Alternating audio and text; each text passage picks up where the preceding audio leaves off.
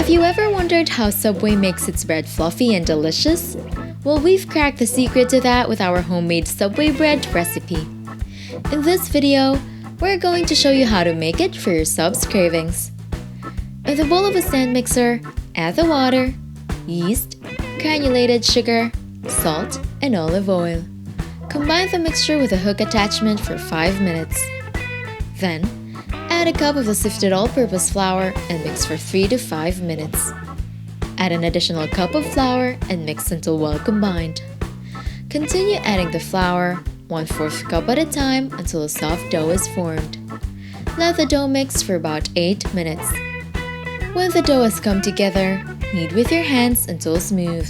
The dough should be very soft. Now shape the dough into a ball and return it to the bowl. Cover with cling wrap and allow the dough to rise for 30 minutes in a warm area. After the dough has risen, turn it out onto a clean surface and divide it into 4 pieces. Roll each dough into long skinny loaves that are about 9 to 10 inches long. Then, place the rolled loaves into a baking sheet lined with parchment paper.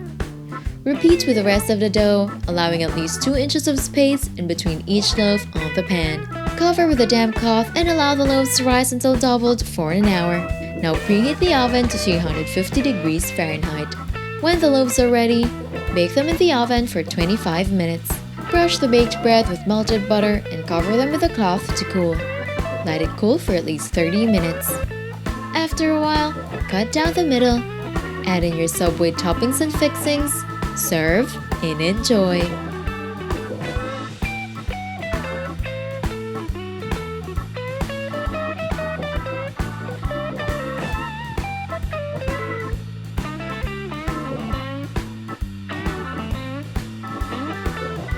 Don't forget to hit like, subscribe, and turn on that notification bell to catch more easy and tasty dishes to try at home.